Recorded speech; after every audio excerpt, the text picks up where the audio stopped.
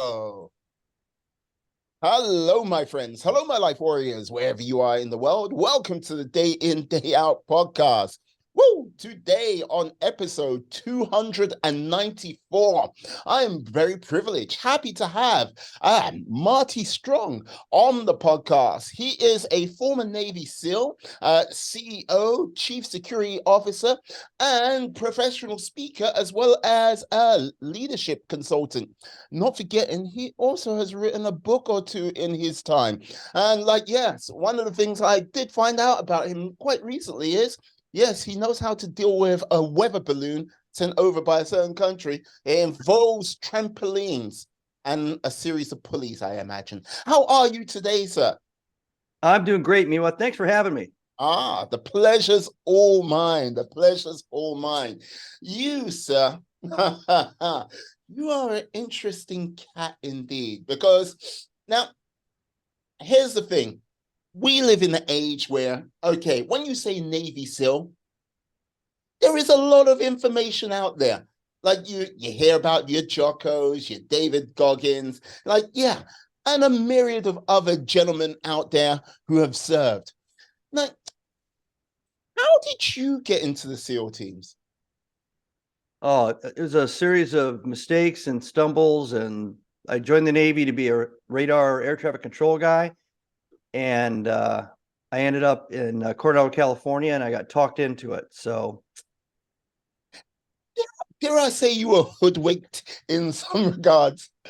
no, I wasn't hoodwinked. I guess it was just karma. They made a mistake in my orders, and I ended up going to California, and I thought I'd get it all worked out, and instead, a Vietnam veteran guy pulled me into his office and talked me into volunteering. I mean, I was 17. What did I know? So, Hey, Marty, your name is. Oh, you're wrong orders. 17, right. Have you heard of the Navy SEALs? Nope. It's a great, you have a great time. You have a great time. So from volunteering, like how quickly did they get you into buds? It's like, it was pretty quick. I mean, and he was much more subtle. He said, "Are you comfortable around water?" And I said, "Well, yeah, I was a competitive swimmer, for 4 years in high school. uh-huh. How about the ocean? You ever been around the ocean?" I said, "Well, I lived in Hawaii for 2 years. I can surf and everything." He goes, "Oh, okay. Did you ever play any sports like team sports?" "Well, yeah." "Did the coaches ever yell at you?" "Yeah." "What happened if you did something wrong? Did they punish you, make you do?" "Oh, yeah, make you." "Oh, it's just like that here." That's exactly what he said. And I'm thinking, oh, I'm going into a big sports commune, and it's going to be kind of interesting, Right. surfing and swimming. You're like, yeah, this is a great time. It's gonna be fun. Yeah. When did you like realize you went, hmm, that man may have deceived me? It's just like, About 3 days later, I was in a holding barracks, and guys that were coming in on orders, knowing that they wanted to be SEALs, were uh-huh. starting to flow in and fill up the barracks. And I'm running in all these fanatical, highly focused, super motivated guys that had been running in boots and weight vests and were preparing for years and months, and they're just so excited, so giddy that they're there, and I'm going, and they're telling me what it's all about, more and more and more, and I'm like, oh crap. Yeah, and they're all great physical specimens. They all looked like athletes and Olympians and martial arts guys, and I was 125 pounds. I looked like I was 11 years old, and I'm like, oh, they almost talked me out of it, but before I even started the first week, Oh my God. just by listening to what they said it was going to be about.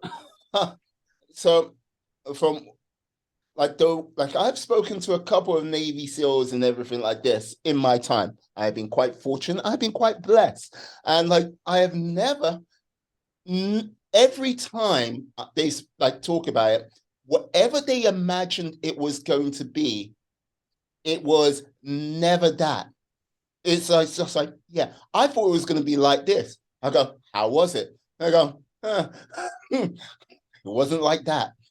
But for someone who was, okay, didn't have a clue, especially back in the like mid 70s. Late 70s. Yeah, I mean, nobody knew anything about SEALs until the Yeah, late 90s, and that's when the movies and the books and the and all that stuff started. Yeah. So you're right, guys. I mean, I put Jocko through SEAL training. I was an instructor when he went through. So when those guys were coming in, they had something to aspire to. They understood a little bit about the end goal, Yeah. what the final outcome was. Where I think it would help me because I was so stupid and dumb about what was going on and where we were going. I didn't have anything to be afraid of. So Like, okay, you know what? As they say, sometimes ignorance is bliss, and like, it is. you know what I mean? Trust me, that is woo. That's a heavy dose because look, I sit here quite comfortably in the middle of the UK. Like, I look out and go, oh, a few days ago, it was like, yeah, it's -2. If you told me to go, like, oh, yeah, you're gonna do buzz trading. Yeah, I don't know. I don't know. There's a lot of things though. A lot of the fear of the unknown is 10 times worse than the actual event, right? I mean, if you're in an airplane for the first time, you're going to jump out, usually in the army, whatever. You've jumped off of platforms and maybe a tower or something, but you're in this big tube. It's black. There's lots of noise, and you're shuffling along. You can't see anything but the guys in front of you, and all of a sudden, the guy in front of you disappears out of through a white rectangular space to the right. You go, hey, what? Then you're out. You're in the air, and then there's a canopy over you, but sitting on the ground for weeks as you're going preparing and everything, you're thinking about that moment, and it's 10 times worse than just going, oh, what hell, what, gone, and then, hey, I'm a parachute guy, Yeah, that's not, like, I like the way you said, hey, I'm a parachute guy. Come on. yeah. Well, you have that moment when you're floating down, you're like, yeah. So how, like, when you did get into the whole mixer of it all, how was it for you? Like, because I'm sure you saw a number of people with you and, oh my God, you're like, someone carved you out of some like type of like stone or granite. Yeah. And they're gone. And you're still Well, there. that happens no matter what. Even if you're 125 pounds, you end up shredding any body fat you might have had, and you're building up muscle the whole time. The selection course is about 6 months long, and just going to each meal, you run in formation, usually pretty fast because of the timetables, a mile to the chow hall, a mile back, and do that 3 times a day, every day for 6 months. That's not considered training. That's just considered getting a meal. And you're wearing boots and all that. So you are putting in 6 miles a day, 30 miles a week, just trying to get to the cafeteria and back. And what happens is you just end up with this amazing level of endurance and stamina and mental and physical resilience that isn't an instantaneous thing. It's not an event that you remember so much. You just kind of evolve it as you're like a half cheetah, half gazelle thing at the end of it. And then once you get into the regular SEAL teams, you start lifting weights and putting some muscle mass on, and then you start looking like the people you're describing. No, because like this is the thing. Like you say, resilience. Like I imagine it builds up such a pool of resilience just going through that on the regular basis that you might not like. You never. I don't think you're ever quite aware of it until you get into like, how can I put it? Some sticky wicket situations where you're like going, okay. Yeah. So that my theory, and I did do 2 different tours at the schoolhouse watching the selection course as an observer. When you're standing on the outside watching, you see all the psychology involved and the logic and the mastery of how it was all put together. It really hasn't changed since the early 60s. And I believe that the people that graduate and become SEALs already had the psychological resilience when they started on day one. It's revealed to them over the course of all these challenges. What they maybe don't have is the physical stamina and resilience, and that kind of comes along with staying the course, not quitting. And if you can get kind of to the end of the 6 months, you gain that from the training. So you're not really trained to be resilient mentally and psychologically. They throw you in a crucible, and they throw all this stuff at you. And they do when you get into the actual SEAL teams and other special forces and special operations units around the world do the same thing, both in selection and afterwards. They keep throwing all these different curves at you to try to get you to have a negative moment, and maybe where that voice in your head talks you out of taking another step forward, and then they want you to leave because that's not the kind of person they want, when the chips are down later on. When did that negative thought in your mind become a little whisper in your ear? And how did you manage to ignore it? I had probably stronger reservations in those first 3 or 4 days that I described, because I mean, I was going from a point of not really understanding what the heck I just got myself into, and listening to all these crazy stories and ideas of what the training and the SEAL teams were. Probably the next time was, I guess probably about a week before Hell Week started, which is kind of the 1 week crucible, about 3 weeks into the selection. And you have 4 guys in a room, and I kept coming back, and the 4 guys that I had started the day with weren't there anymore.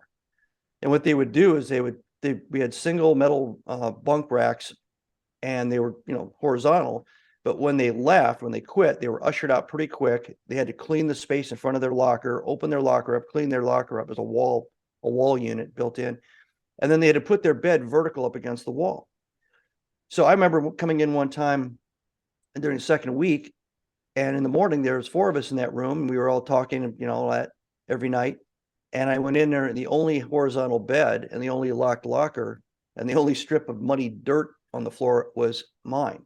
They were gone, and I never saw them again. I didn't know what happened to them. And this was before internet and Facebook and everything. We had no way of being in contact. So that was eerie. I stood there at the threshold of that room feeling like, aliens had beamed my friends up. And then it hit me that, they were gone. And it's not like combat, but you have this feeling that the attrition of the course suddenly hit me viscerally. And I went, wow, I mean, I could actually fail at this. I could actually, and then what's going to happen to me then? What's the Navy going to do with me? So that was the second time, and that was pretty much it. I had the same moment in Hell Week on a Wednesday when I came back. The same exact thing. The guys that I started Hell Week with, we had all made it there. Half the class was gone. So 60 guys out of 120 were left.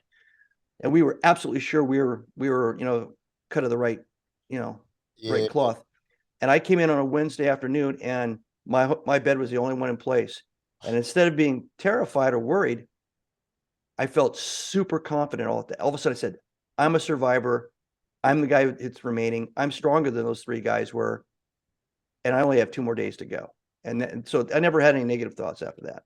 Yeah, no, because that's one of the things I was going to ask you, because it's one of those things when you go into a room and you've got all these people around you all going to a common goal. And that you will lose 1 or 2 people along the way, because that's the way the selection process is.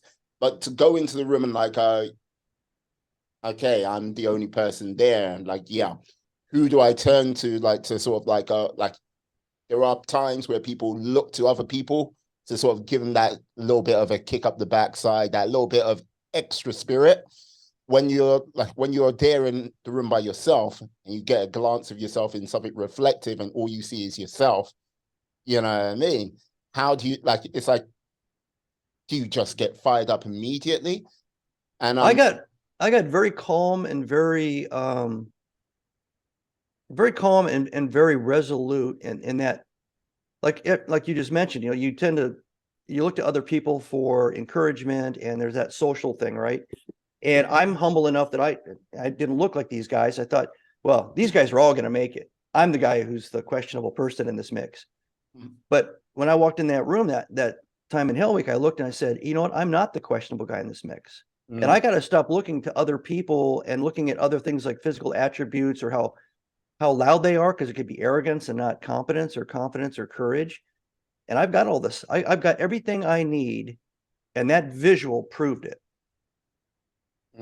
Yeah, because one of the things I've kind of learned speaking to people and listening to other podcasts and stuff like this, when you see the pictures which come out, and in the SEALs, there's been a lot more pictures of late where you get an idea. It's always I'll say it's always the people who seem to come over as the sort of stoic types, and basically, and don't seem to be the biggest, or the rough and ah, I bench 400 pounds. It's never that type of guy, if you get what I mean. It's always like, yeah, as you say, someone who might not be as physically dominating, what manages to get through, which kind of highlights to me, like, yeah, the mental is just so epic that it just separates people quite extremely, you know? That's exactly right. If the selection process ends up with psychologically resilient people that intellectually are humble enough to understand their weaknesses, but confident enough that they can leverage their strengths and overcome those weaknesses, you can take them and you can teach them to bench press, you can teach them to skydive, you can teach them to do all kinds of things. That's the raw material that any special operations unit wants to start with. And you can do all those other things easily. It's hard to find that person, that raw material though. And that's why the selection processes are part of all these different, every nation has them in their special units. Indeed, they do. Indeed, they do. I have to ask now, after going through BUDS, qualifying, becoming a Navy SEAL, all that you can be, and then some, what was the most fun thing you did as a SEAL? I think cross country skiing 300 miles north of the Arctic Circle in Norway. That was kind of like National Geographic epic documentary stuff, that I see now in documentaries. And I go, wow, I did something like that, But in the moment when you're up there, kind of the top of the world, you're just in such awe of nature. And I've been in that state looking down from, 15,000 feet, getting ready to skydive out of a plane. I'd been that way in the oceans, the Pacific and the Mediterranean and the Caribbean. And I had that same kind of like, God inspired, awesome feeling of being, this small in the universe, but still understanding how just incredible all that is. Because it's so different from being in a city. It's so different from being around human beings. It's just such a different thing, right? And anybody that's ever been in that moment knows exactly what I'm talking about, because they say, the cliche is it takes your breath away, and it just kind of, it humbles you and it stuns you. And then all of a sudden you just enjoy it. So I could not have done those things and been in those moments if I hadn't been a SEAL. And those things were those are the kinds of things, that and the friendship and camaraderie and the sense of humor. That's what everybody in the military tends to remember. And it's kind of double for anybody that's in special operations, because we tend to have a really tight brotherhood, a tight bond, and humor is kind of part of what holds that all together. So, that I don't see that as much. When I got out, I didn't see that. I didn't get to go have those wonderful moments when I retired, and I didn't get to be around people like that so often. Yeah. If you had to describe the Navy SEAL or Special Forces sort of sense of humor, is it light, fluffy, and full of bunny rabbits? Or is it maybe slightly darker? I don't know. I don't know if it's darker. It's definitely cutting. Oh, It's a constant. You're in a constant state of improving yourself, like an Olympic athlete. I saw that you'd had an Olympian on.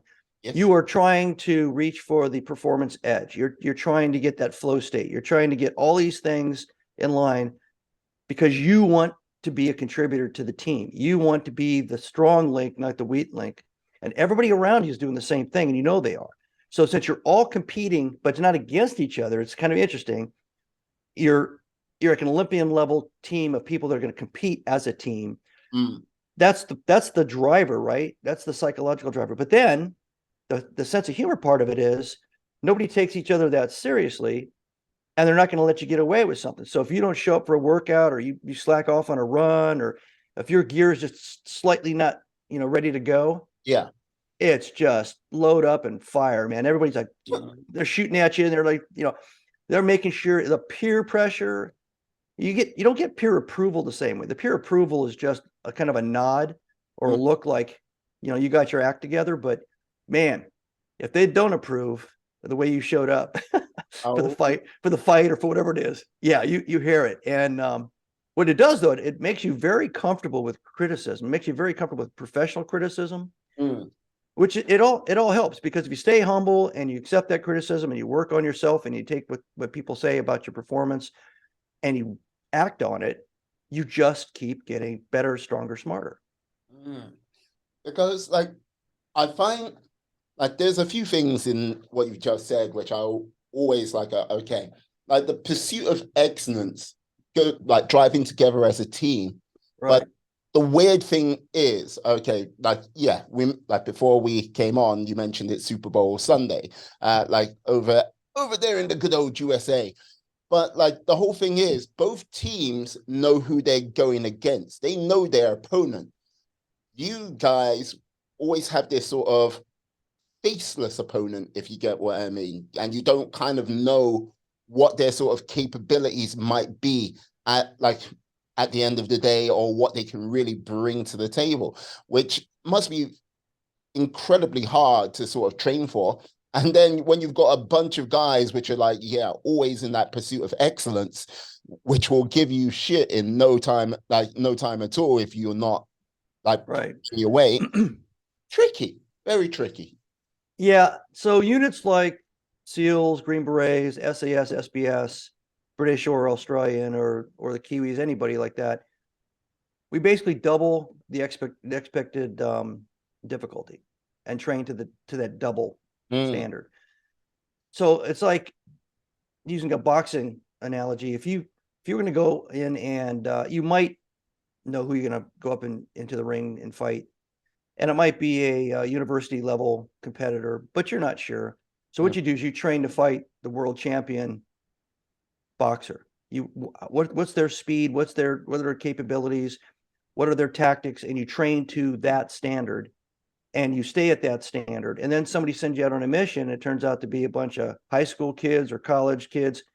As far as their military capabilities, you can take it in stride, and then if you do run into world class capabilities, you're well matched. So that's about the only way you can do it. You can't pick a particular level of play. You've got to say, whoever's the best in the world, whatever the worst circumstances are, this is environmental, terrain, temperature, duration of operations, difficulty of the task, the opposing force, all those things, whatever's the state of the art, 5-star gold standard, that's what we're training to, and maybe trying to double it.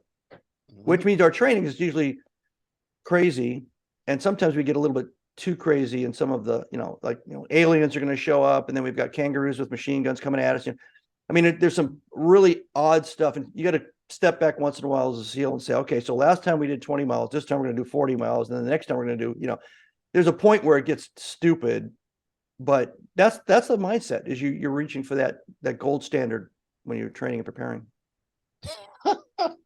You might, yeah, you know what? I don't think I'd like to meet you back then. Let's like, okay, let's go. We're gonna go for a run. Okay, it's like, how many miles?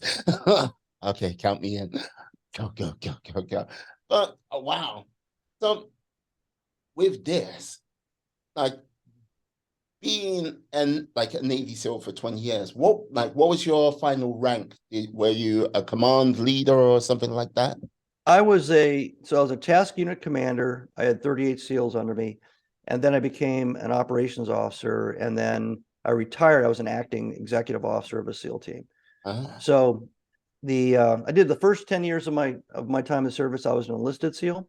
Yes. And ended up being a senior enlisted, what they call a chief petty officer in the U.S. Navy. And then I went to officers candidate school after getting a degree in business, and went right in, stayed in the SEALs the whole through that process, and rolled right into becoming an officer. So I went from being a super genius senior enlisted guy with lots of experience, and everybody asked me my opinion, to being a brand new officer who never got asked his opinion. Well, I mean, I still had all that in my head, but that's the military system. There's no place at the table in advanced mission planning and everything for the young ensign, even if you're not young. But there were some positives to that. I was kind of sneaking in under the radar. I could be smarter than I should be for an ensign. You know, wow, that ensign's really good at this. You know, they all knew where I came from and everything, but I had to wait about another 2 years before I started being put in charge of things. I see. That's like that ensign's really smart at this. You're like, yeah, that's been 10 years of service, like on the field. Yeah. Like putting an expletive here and there, but like I find that kind of weird because it's like, yeah, after you do your business, like do your business degree, and I go, yeah, you're an officer now, and then it's like going, huh, hello, ensign. He's like, great. It's like, it's Yeah. Well, just like every other ensign or second lieutenant in the military, it's an advantage. And there's a lot of prior enlisted SEAL and special forces officers because it takes so many years. It takes about 2 million, 2.5 million per SEAL by the time they're about 2 years into it. And that's before, it's a little bit more expensive, but if a SEAL retires, you've just lost all that investment. So if you have somebody that's been, like in my case, enlisted for 10 years and I've got 6 different specialty areas and I'm a jump master, I'm a skydive, free fall master, all these different things. And then I become an officer. That's actually, that's actually a force multiplier, so to speak, because as long as I'm not crappy as a leader, I should be able to leverage all that in a positive way. because like this is the thing, like being like an active SEAL, like just in the field, then becoming the brass. Like, what would you say was like, what was the greatest takeaway for being just an active soldier and like being like the brass, like as you kind of moved up when you finally left? What was the Sure. greatest takeaway? So one thing you do as a senior enlisted in any military unit, but definitely in the special ops community, is you're training the young guys, the new guys, and you're also training the officers. So you're the mentor to the officers, whether they're an ensign or they're the platoon commander or whatever. You're still helping them, you're grooming them, you're helping them with their learning curve and everything. And you get this sense, and anybody that listens to this podcast that's ever been in a special unit will know exactly what I mean here. You definitely feel as an enlisted SEAL, you do not need the officers. You don't need them. You can do your mission. All the SEALs are selected for high IQ. They're smart enough to do the missions. There's a tradition in the Army Rangers in Vietnam. They didn't have officers. And then in those days, the Rangers were more like small commando reconnaissance teams. They'd send in 6-man teams, whatever, and there weren't any officers with them. And they did fine. They executed brilliantly. So that's how most special ops enlisted guys think. And I already knew that, right? So here I become an officer and I go, okay, everybody I'm looking at in a room is thinking, I don't need.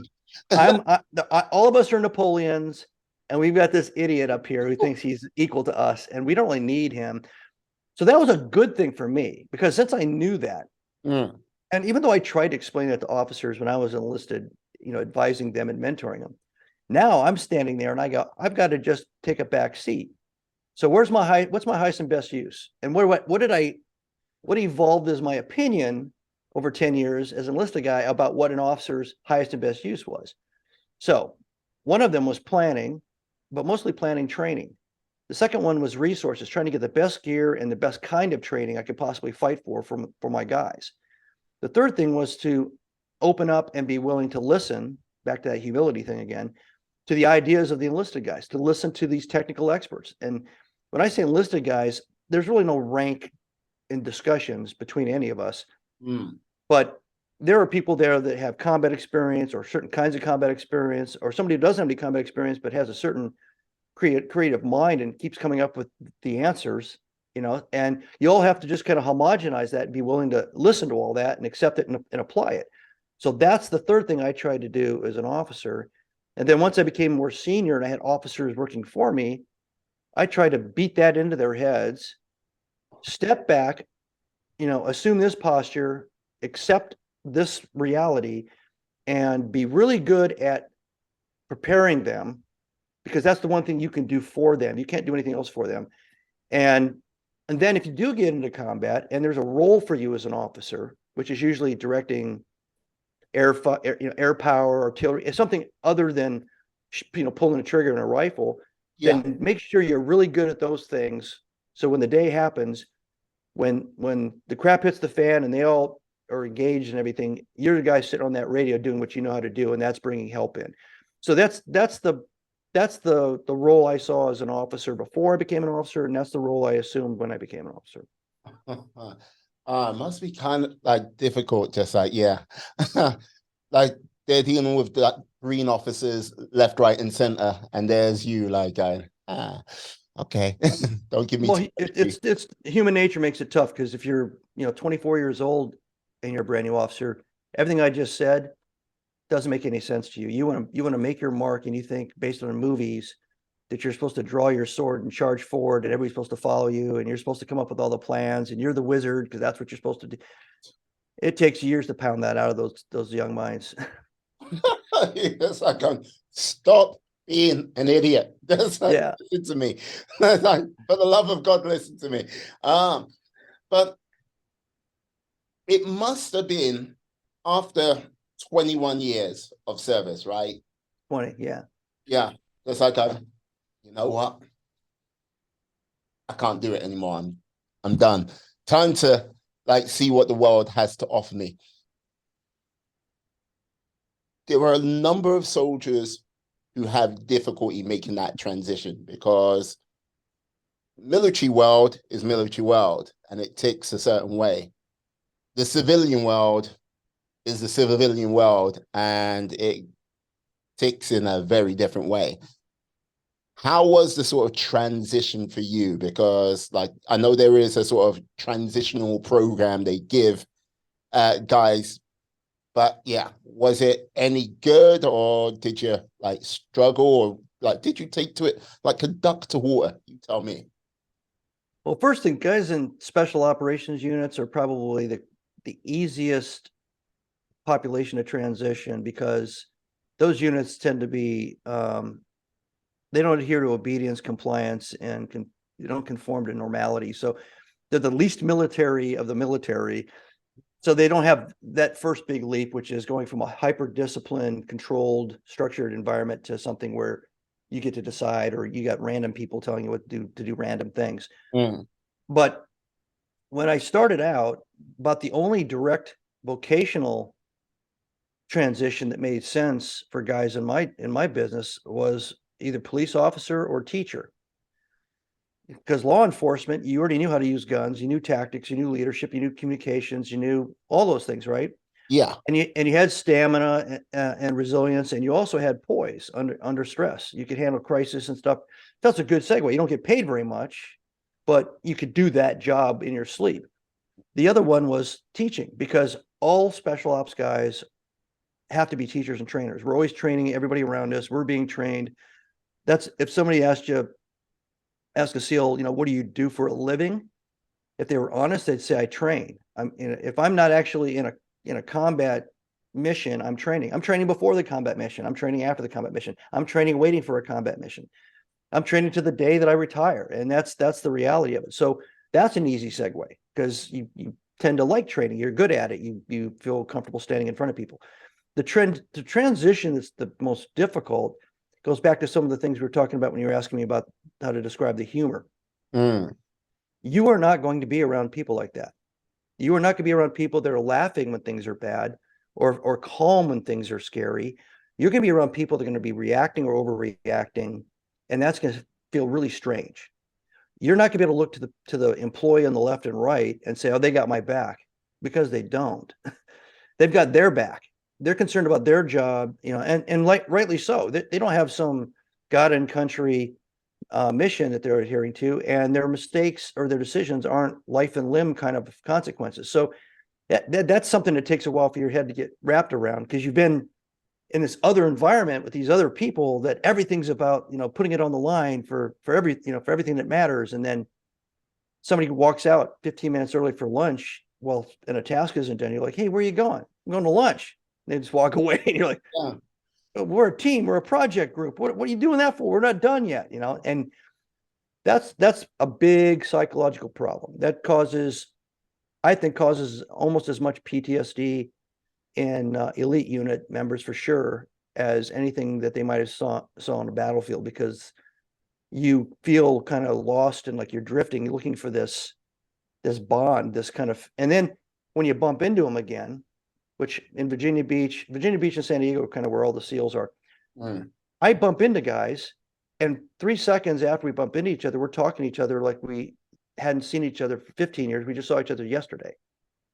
You instantly, like at the molecular level, go, and you start talking like you always talk, and you trust each other, and you know exactly what the makeup of that other person is, and they know what you are all about. So, and then you walk away, and then even if you've transitioned and you've figured it all out, you walk away and you realize what's missing. And that is a big part of the transition. It means that you can't really be happy in the job you take. You can't be happy with the bosses you're working for. It's very difficult, and it takes, I think, probably 4 or 5 years for people to come to peace with that and try to find some other way of finding that bond, whether they become, coaches for kids, in sports, or they get into teaching. Now they feel like they've got a purpose that's, and they have a mission that matters. There's a lot of that involved in it. Yeah, because like this is the thing. I'm gonna get into what industry you did get into in a moment. Very, very different to what it was. But like the whole thing is, like a lot of times when people haven't gone through a crucible together, that sort of like, it's not the so much the good times, it brings people together. Hard times are the things what bond people together, to have that sort of like, yes, we can go and do this. And basically people who've done like served in the military or gone through some sort of special forces training where like it's even more brutal with that training. And like you could like go police, ambulance drivers, firefighters, they all have that kind of like, yeah, they're brought together under that hardship. And not many people, the vast majority of people don't have that, because it's just a case of, it's not a case of they're seeking it out. It's just a case of life doesn't come that way to them, or it's just like, yeah. So it's, and they're normal. Yeah. They're normal. They didn't go through a selection process before they were hired, and then they're all sitting in a room with people just like them, or just like the selection profile was aiming for. And they have other objectives. Their life and death mission is to pay their bills, take care of their families, to keep the job, because that helps them pay for the bills and take care of their families. Yeah. And that's the mission focus, and it's an individual mission focus. So like I said, it took me a while to understand that that's okay, that's normal. I'm abnormal in a normal world because there's a lot fewer military people than there are non-military people, and this is the way it's always been on the outside. And it doesn't mean that I don't, if I walk into a room and somebody says, well, we're trying to get this payroll fixed or whatever, and I go, where's so and so? Oh, she left for the day. And I'm like, what? And left 3 people here in a panic trying to figure out why the payroll system isn't working for some reason. I still, it just boggles the mind. And then I have to just take a deep breath and go, okay, that's the way it is. Because like, this is the thing, like, okay, what strikes me as a bit of a surprise, going from what you were doing as a like Navy SEAL, and yeah, you pointed out the 2 sort of obvious pathways of where people would normally go down. Now, like, if today I would say, yes, I'm Navy SEAL, maybe a podcaster as well, but that's another story. But like, yeah, you decided to go down the realm of finance. Okay, I know you got your business degree and everything like that, but what made you like, hey? And like, when I think of finance, could be wrong, but like, I don't think of it as the most sort of camaraderie sort of like environment there is, if you get what I mean. Yeah. So I my second book, Be Visionary, talks a little bit about why I ended up I got linked into a strategy development group when I was in the SEAL teams. Right. And I found out I was pretty good at it. I was pretty good at kind of what they say, looking around corners and seeing kind of out there and conceptualizing and developing different possible outcomes, different possible futures. And I was kind of surprised that not everybody could just do that. And I think that is why I end up writing novels fairly well, because I can kind of see that in my mind's eye. Very conceptual person. So when I got close to retiring, well, what do I want to do? Well, one of the things I thought would be cool and might make sense of that is to manage money, to be an investor, to look, go into the market and everything, and study all that. And it's very dynamic. There's a lot of stress to it, and there's risks, but there's rewards, and I felt like I was going to be good at it. I felt like I would be comfortable doing that. So that's why I aimed that way. I got out, different kind of transition issue. I get out and I had a master's degree also at that time in management. So I get out and I go through all the licensing stuff. And then I realized I completely misunderstood the whole job, because I had to go out and find my own clients. I don't know why I thought that was weird, but I thought they were going to, clients were going to come in the door and they'd assign them. They said, no, you have to go out and find your own clients. In other words, I have to sell. So I wasn't taught how to sell in the SEAL teams. I wasn't taught how to sell in my bachelor's degree in business. I wasn't taught how to sell in my master's degree in management. The licensing had nothing to do with selling. I'm sitting there going, I got to do what? I got to do something I've never done before, features and benefits and the whole thing. So I sat there in a fog when it hit me, thinking, okay, and it's purely commission at that point. Oh, No salary. oh, And I got little kids, and I'm like, all right. So I started calling people. Do you know anybody that's in sales? And there's a couple family members and everything. I started asking them, and they said, well, you're really good at explaining things. You're a natural teacher. I mean, sales is a lot of that. You have to be able to convey and explain and educate and all that. You're a real trustworthy guy. That's going to be important because it's going to come across to people that you're honest and all that and you have integrity. So you're probably 80% of the way there without learning any techniques or anything. But what you have to do is you have to just go out there and start meeting people. And I didn't know anybody where I lived because I retired to a place I hadn't lived before.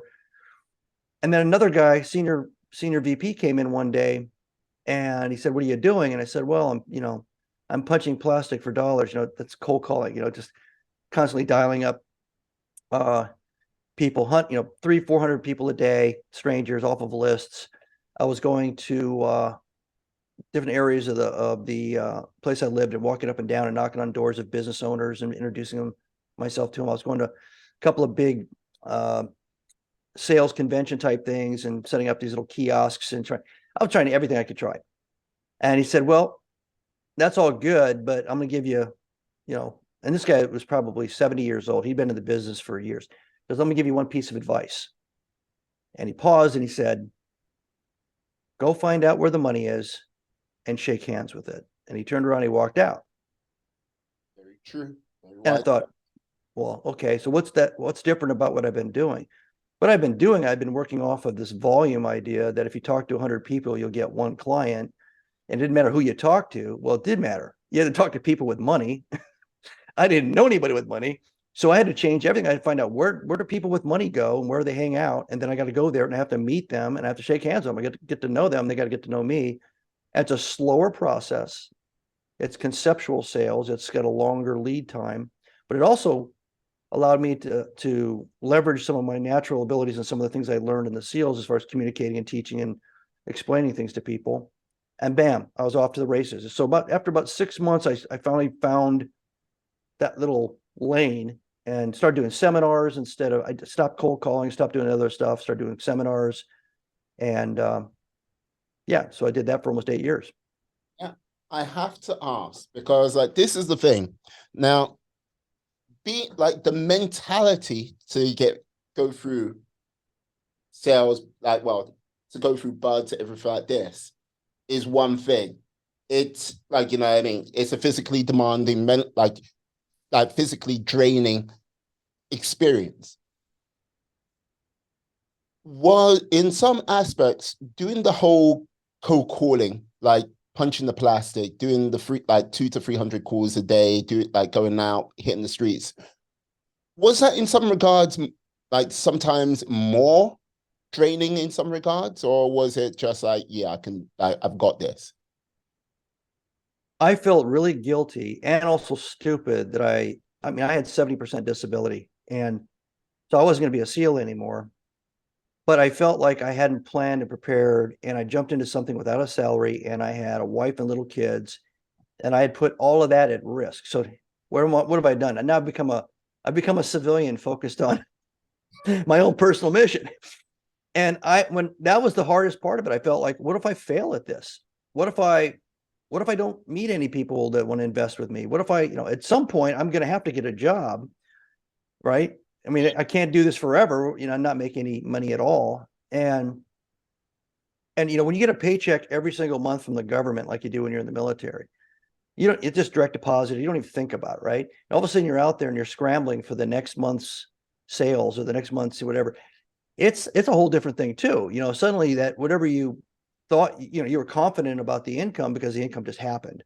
Turned out you weren't really confident about it because you were clueless until you got out there and you had to scramble and realize that your actions created or did not create that financial event. Now, once you start getting rolling, and then you realize, wow, so I could have been the most officer in the Navy SEALs, and the worst officer in the Navy SEALs of equal rank was going to get paid the exact same amount, right? That's the way the military works. But out here, if I'm the best financial advisor, the best portfolio manager in this geographic area, I'm going to get paid 50 times more than the worst. That whole merit thing was really interesting because in the military, you can't move up in rank. You have to wait a couple of years. You got to wait a couple of years. The only merit's really if you get awards or something like that. But yeah, once I kind of got a taste of that and realized, so I like this. I like the idea of I put the energy in, I do better, I do all the right things, I get the referrals, my business grows, I do better, and I break away from average. Yeah, no, I hear you. Like, because like, no, you've got that, like, you definitely got that competitive edge about you. If you didn't find the seals, like, and you were doing some type of sport, I think you would have been like, yeah, highly competitive in that. But yeah, but like, yeah, getting into the sort of real world and like going from a dinocracy to a meritocracy is quite trippy. And doing the whole Yeah. sales thing, let's just say, like, people don't realize when you work for a company, and like, okay, most departments in the company are parasitical. They just like they drain, drain, drain. Sales actively brings in money, but it's one of the easiest things to see if how well you're doing. Are you doing good or are you doing bad? Are you hitting that figure or are you falling short? And yeah, if you are falling short, why are you falling short? And you best have the all of your receipts like going, I've done X, Y, and Z and this, or it is literally your backside, you know? I haven't run into anything since I left that industry that was similar. The first 2 years I could hit, a screen, bring it up on the system, and I could see exactly where I stood in the company, where I stood in the region, where I stood in the state. I could hit another button, another tab, and see where I stood against my peer group, and then another one, how I stood against my training class. And I mean, it was all ranked. It was all by sales and assets that you captured. And then when I went to United Bank of Switzerland, it was the same thing. You want to know what the scoreboard is on your performance, and you had to, you put out what your goals were and everything. So it's like an individual budget in a way, and you could see how far you were falling behind. I mean, it was all real. I mean, it was right there every single day. And I run, a bunch of companies, and I don't have anything. I don't have a dashboard that personal and that immediate. Now they had huge systems behind. United Bank of Switzerland's a massive organization, so they were able to crunch those numbers and do all that, keep it updated. But I knew on the 20th day of every month whether I was going to stink or soar for that month. Would you describe it as a good thing for yourself or a bad thing for yourself, being the person you are? I think it was a good accountability mechanism that I didn't think I needed per se. but it certainly it didn't let me rest on my laurels, because and if you know anything about sales, and I'm sure you do, if you're on commissions and fees only, you have a good month and you have 2 bad months and you have a great month and you have an average month. And so if you're not banking some of this just in case, so you can't rest on your laurels. 3 days into your month, you made your month. Hey, let's go golfing. Let's screw around. Yeah. And then your next month's a dud. It's the same thing with prospecting for new clients. If you slow that down, you're killing yourself 8 months from now when all that rain would have started dropping in, right? So you start to get that feeling that, yeah, it's fine that they put these financial numbers up there, but I got a sense of the battle rhythm of this, and that I had to keep a certain pace and a certain daily discipline. And the numbers were fine, but I needed to do that on my own. Yeah, with like when you're doing like 100% commission sales, you can do it for, I would say most people can do it for a good couple of years. They're really sort of exceptional people can like go like at it for sort of 5 years. Like if it's just purely commission based, no sort of I'm building a business behind it.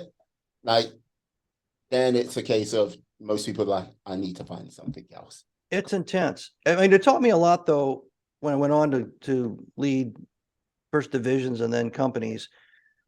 It's the same process with companies. That same waterfall, that same prospecting pipeline, that same daily discipline, that same, you used to call it elephant hunting. If you get the big client, you get the big contract, and then everybody cheers and then they relax.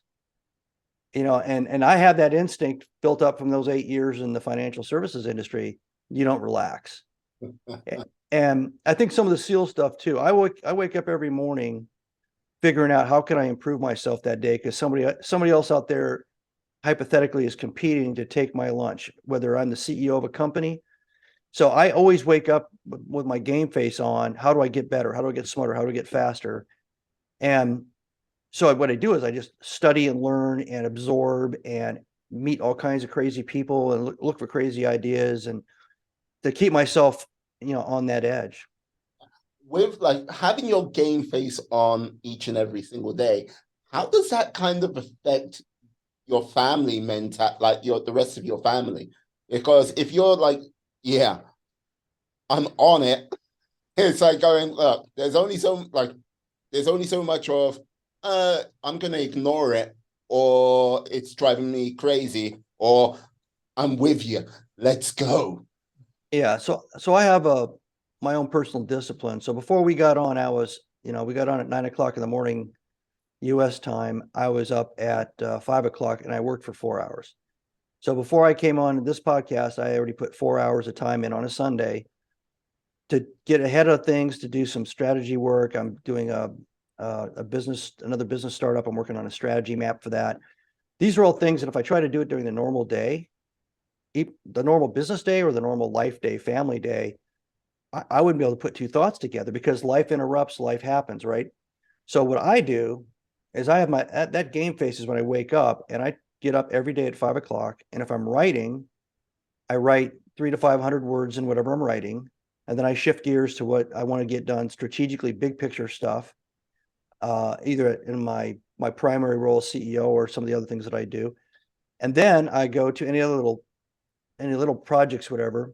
And if I still have a little bit of time in or enough time to work out, I go work out. If not, my wife wakes up around 7 o'clock. I go sit down and have coffee with her. We talk about what she's doing for the day. We talk about some other things, what my day is going to be like. I shower, 15 minutes later, I'm in the office. And for the most part in the office, I'm kind of in a float mode. I'm waiting for people to ask me for permission, authority to do something, any problems that might pop up. I have a list of things that are kind of kick the can down the road issues that I'll work on. But if somebody interrupts me, it's not a crisis. Like there's a deadline associated with it that I have to ignore them and focus on that. And what that does is that makes me very easygoing and easy to work with, both in the business side and the family side during the normal workday, the 9 to 5 workday. My intensity happens before anybody wakes up. Before the sun pops up, I've done all that game face work. Not like because like this is the thing. Yes. Like 5 o'clock in the morning. Some people are like, are you crazy? Are you mad? Like, come on now, just get that extra couple of hours. like rest in. But like the whole thing is like the way I sometimes like the way I often look at it is like if you can make yourself 2% better each and every day, and you play that forward by 10 days, 20 days, 30 days, you are considerably better. Like with regards to doing your like 5 o'clock in the morning start, like yeah, by the time it comes to 100 days, my God, you are considerably ahead of everyone else and being like ultra productive. Even if there is a day or two where you might fall off because of one thing Yeah. or the other, but you're still considerably ahead of everyone else. And I think sometimes when people want to like go, I want to strive for this, I want to get this goal, I want to achieve this dream, they don't actually really think about what is required, the sort of work and like sort of the sacrifice, what comes with like some of these like dreams and aspirations they want to achieve, you know? Yeah, but it's manageable. And you know, that old thing about journey of 1,000 miles begins with the first step kind of a thing. I only write 300 to 500 words a day, but I write 7 days a week. So I've over the last 6 years, I've written 9 novels and 2 business books, and I'm starting into the third business book. Because if you do the math at 3,000 words per chapter, you can calculate how many days it's going to take for you at 300 to 500 words to get a chapter done, 20 to 23 chapters. You tell you how many days it's going to take to get 20 to 23 chapters done for a first draft. And it's achievable. It's like 140 days for me. And then I, you know, and me, you know, so, and I'm sending it out to different people that I trust that are reading chapter by chapter, give me feedback. And then I'm tweaking a little bit along the way. So essentially my first draft becomes a second draft. Mm. And then you know, so it's, and by that time I send it to a copy editor to start looking at it. And I'm already thinking about the next book, and because they all kind of work in parallel, because you don't just write a book and all the way to the end when it's published and then start your next book, because that could be a 2-year process all in. So you're just kind of staggering the projects. And as long as you're putting in the time every morning, you know, 30 to 40 minutes max to get 300 to 500 words. And I've helped like 2 other guys that are professionals write books, because they just years they had great ideas, they wanted to get their story down, or they have, you know, great training programs, whatever. And they just thought it was an audacious objective, and it was like trying to eat the watermelon all at once. I said, no, you eat a watermelon one bite at a time. So just do this simple thing. Try it for a week. You know, if you do, you know, 3 to 500 words a day for 7 days, you have a chapter. You'll have written your first chapter of your first book. And if at that point you look at it and you see that you've got 3 to 3,500 words there, you're capable of doing the rest of it. And they did. They just kept going, you know. So sometimes these audacious goals do have to be broken down into little bite-sized, you know, baby steps, because those are all achievable. And that once you start achieving those every day, it starts to become a discipline, and then it feels like, you know, a natural habit. And then you can't think of yourself not, it's like working out or something. You can't think of yourself not doing it. Mm. Yeah, no, it's the like it's like the trap of perfection. Like everything has to be perfect before I can actually do it. And when you kind of look at the whole big picture, yeah, no, like Oh, it's it's scary. It's yeah, it's it's daunting. absolutely. Like you can't look at it all and go, how on earth am I going to do this? And it's just like, okay, just start with the edges. Just like Yeah. just go around the edges and then like Yeah. actually fill it out. You know, Because getting in shape, losing weight, writing a book, you know, trying to start a business, it's all about that. And the first 2 things everybody always says when I talk to them that want to write a book, they say, it's going to be too hard. I don't think I can do it. That's the first thing. The mm, second thing is nobody's going to care about anything I write in a book. And I'm like, wow, okay. So you suck, and your second reason is you suck. You know, that doesn't make any sense to me. You know, you're a super bright person and everything, and then, you know, once they get past those 2 little boulders in their way, you know, like the guy just released his first book that I talked to 2 years ago in this manner. Now he's strutting around. He's like, yeah, I'm an author. Yeah, well, yeah, you are an author. You did it. You actually did it. You put in all that work and you crunched it. He's talking about his second book now. I'm like, yeah, but in the beginning, you know, and the universe conspires to tell you can't do things, right? Everybody says you can't do it. There's some things you can't do maybe physically, like I can't dunk a basketball, but there are a lot of things that don't require the physical stature capabilities that you're absolutely capable of doing. So Yeah, no. But like this is the thing. Like what I find interesting about how you became an author and like how you sort of got into the whole thing. Also guitar and Spanish lessons. How did that happen? I read Tim Ferriss's book, The 4 Hour Work Week. I think it was early in 2017. Uh-huh. And Tim Ferriss has a section in there where he basically says he's going to prove a point, but he starts off with inventorying your time spent for a 7-day period. Actually, write down like a journal everything you do and when you started and when you ended it. And then at the end of the 7 days, go back and add up all the hours by category. Like how many hours did you work out, sleep? How many hours did you work? How many hours were you commuting? How many hours were you watching TV? How many hours were you playing games? Whatever. And then take a look at it and decide whether the things that aren't absolutely critical, to paying the bills or being healthy are worth anything to you. Add those other things up. Those are your kind of like your discretionary hours. You decide to play a video game. You decide to binge watch a TV show for 3 hours, whatever. But when you look at the 7 days and you start adding up, for me, it was I had 2.5 hours where I was watching, economics and market news. Well, I've been managing money for years. It was just an old habit, right? And then I'm watching geopolitical shows and reading geopolitical things. Same thing. I was in the military. I'm interested, and also affected, managing money. So I'm thinking I'm not doing either of those things. So why am I spending 2.5 hours every 7 days? And you start adding that up right over the course of a whole year. Yes.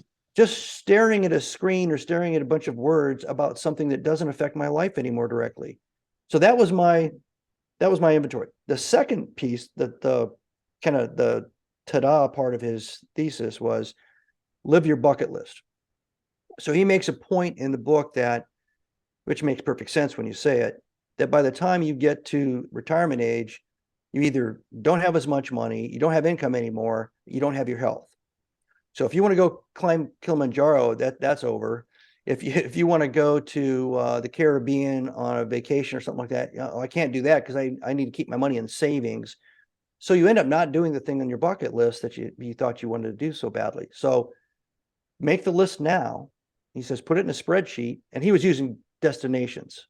So that was easy. You want to go to Machu Picchu. You want to climb Kilimanjaro. You want to go, run with the bulls in Spain, whatever.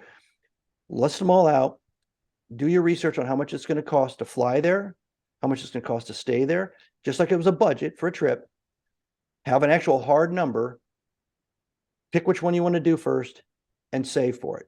And then start living your bucket list. Start checking them off while you're alive, while you're healthy, while you have an income. And I'm looking at this and I say, wow, that's brilliant, except I've been to over 40 something countries. So I don't have a single country on my bucket list. So my bucket list, as you pointed out, was I wanted to learn how to play a guitar. I wanted to learn how to speak Spanish fluently because I've tried speaking Spanish multiple times in my life.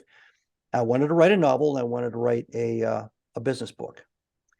And I found out that, the Spanish, I've done all kinds of apps and things. It just doesn't seem to get me as far as I want to get.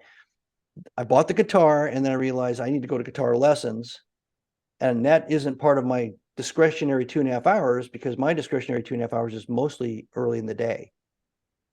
So I reshaped my day to get up at 5 o'clock in the morning, and I picked the novel as something that was achievable. And that's how I got into that 5 o'clock wake up. By 5:30, I'm writing discipline, and just started going along. So I've obviously written a lot of novels and business books, and I'm shirking my responsibilities on learning Spanish and the guitar. But I think pretty soon here, if I quote unquote retire from the full-time CEO job, I'm going to have the ability to do those next two things. Like I was gonna ask you to break out the guitar and like, yeah, do a little bit of flamenco dancing, everything like I, that. I could probably do the second part, not the guitar part.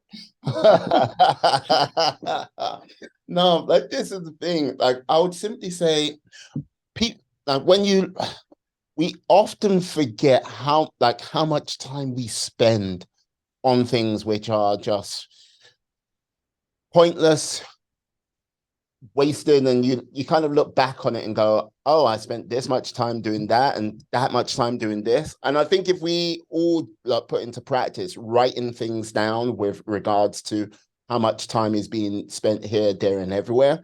Same thing with like when you put like write down like a budget and you go, I'm spending this much money on this and I'm spending this much money on that. I look to the back just in case my lady sticks her head in. She just like comes in and goes, do you want my financial spreadsheet? I'll be like, no, leave me alone. But it's one of those things when you don't track it, it's very easy to waste and you get nothing productive from it, be that savings, be that just time on in general, or just like, yeah, trying to get to a productive goal. And like for you to like go, yeah, I was doing this, I was doing that. It must have like having those sort of great checkpoints, like, oh, okay, I am going in the wrong direction. Let me do this to get me back on track. Like the track you're on right now, was this like when you left the like when you left the military and you're like you got into work and everything like this, did you expect this is where you were going to be like all these years later? No, I think in general, Mm. I think I don't think I would have thought that much of myself that I was going to be a CEO of a bunch of companies or, doing strategy work on boards or anything like that.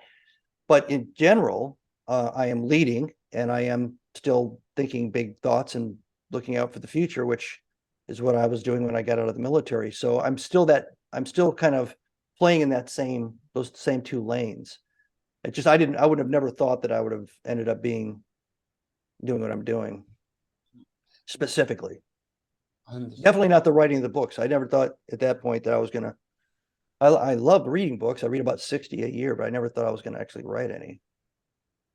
Would you say your concept of leadership when you were in the military to now, is it still the same or has it slightly evolved or changed along the way?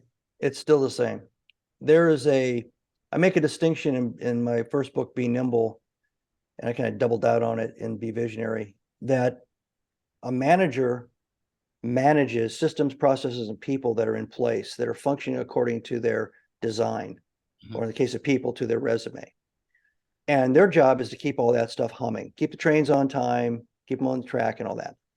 And that's what the system, the schools, the onboarding training for companies, et cetera, whether government, universities, or private sector, that's what they expect. That's what they prepare you for. And that's what you're doing. And as a SEAL, remember I mentioned before, I thought that officers should be looking at resources and better training. That's managing, right? Now, if the plan goes, to hell in a handbasket and you're pinned down and you need to call in an airstrike and an emergency extraction and all that, that's leading. Then you need to do something because the situation is not standard. The system, the processes, and maybe even the people are not operating the way they're supposed to. There's no manual that's going to tell me to put a little oil here or twist a knob over here and it's all going to get back on track. I've got to start thinking creatively. I've got to start using my judgment, my wisdom. I've got to start anticipating a couple of steps ahead. And what I'm doing may not be in any playbook. It may not be something I memorized. That's leading. So if you think about it in business terms, it's the same way. Think like the pandemic. You're going along, fat, dumb, and happy, measuring and monitoring and checking your KPIs and checking the bank account and all that. And all of a sudden, wham, you get hit by this global pandemic. And you're like, wow, that's really bad. People are getting sick. 3 months later, You know, what's really bad is that's the whole supply chain system shut down. I can't get my raw materials. Now it's a crisis. It was a tragedy. It became a crisis from a business standpoint. So you had leaders all over the planet, managers all over the planet that suddenly found themselves in a leadership paradigm and they weren't prepared to train for it. How do you suddenly tell somebody, I want you to reinvent a new normal? I want you to completely creatively and dynamically think of a way out of this mess. I want you to go in a completely different direction, go all the way out here, all the way down there, and then come back into where we think we were heading. You can't flop what was forward in that situation. You have to reinvent, re-envision, reignite creativity and innovation in the moment, galvanize everybody in a room, roll their sleeves up and say, I don't care what your rank or your pay grade is, or whatever you think you are. What we're going to do right now is we're all going to pull in the same direction in this canoe, and we're going to figure out what direction that's going to be. And we've got 2 days. That's leadership. Yeah. No, very true. That's also 2 cups of coffee before the interview. So you're like, come on, let's go. My God, no, love it. No, like this is the thing. I think, how can I put it? There are many people out there which would profess like, yes, I like they're a leadership guru and like I'm a leadership consultant and stuff like this, but they they talk the talk, but they haven't walked the walk, if you get what I mean.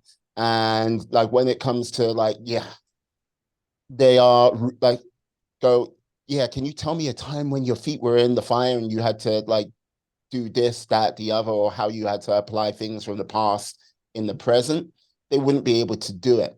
Like, especially in that sort of realm of leadership. Do you often come across these like charlatans and like there's ways of like you kind of sniff them out immediately, or is it a case of you have to listen to them for a while I before? don't necessarily think they're charlatans. First off, the managers that haven't been taught to lead, they're not at fault. Hmm. So, and the fact that I know how to lead, or anybody that was in the military, is because the military spends a lot of time teaching and training people to lead.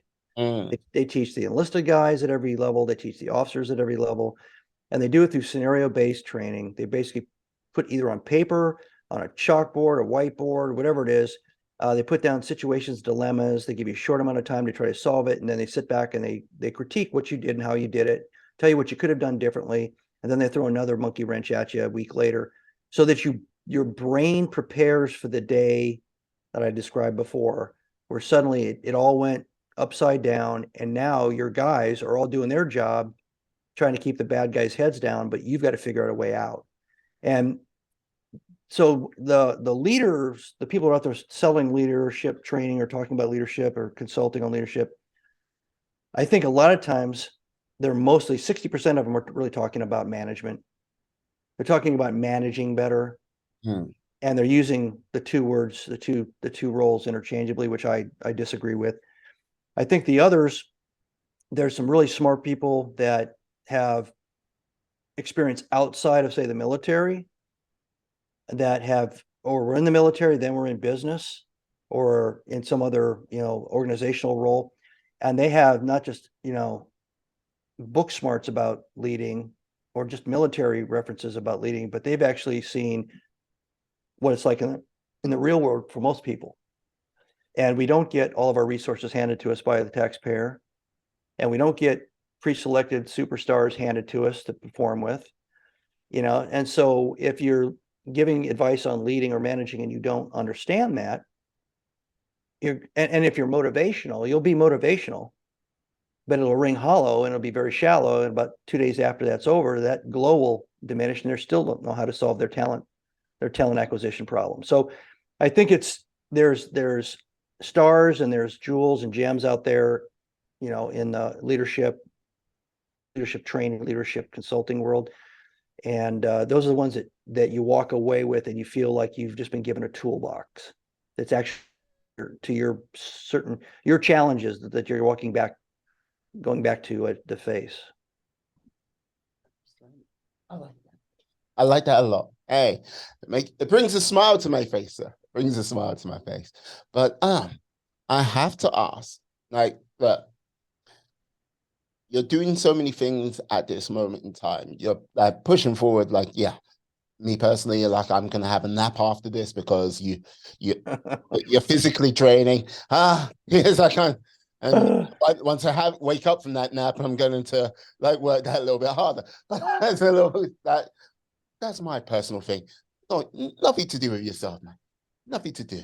But yeah, where would you like your journey to go in the next say 3 4 years?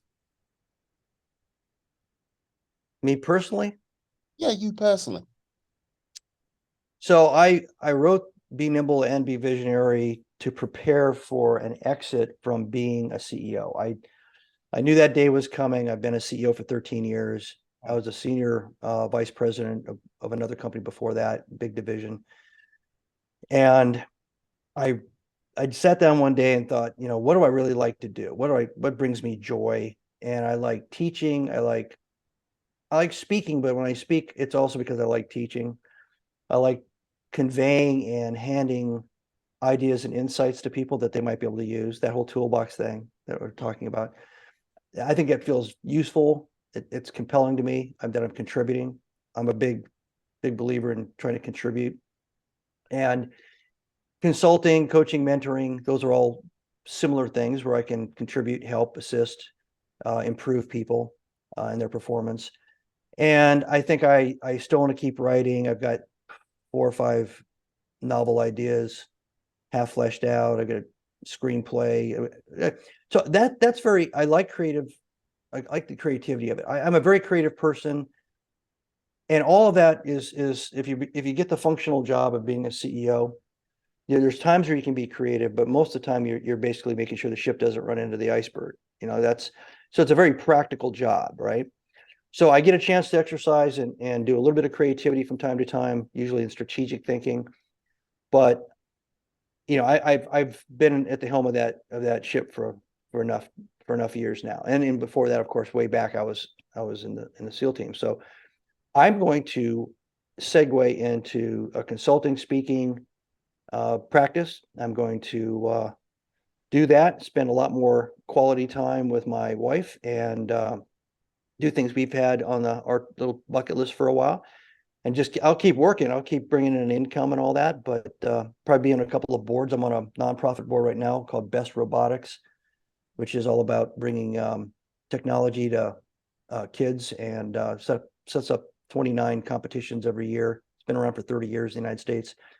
It's all about technology, but mostly it's about innovation and transformational, experiential, mental growth, Mhm. that these kids find out what they can and can't do, and what they thought they couldn't do, they can do. And yeah, so I get involved in that stuff, and I get really energized. I'm really excited, and I realize, okay, that's where I kind of really want to be. I want to be doing that kind of stuff with my mind and my time. So that's where I'm going.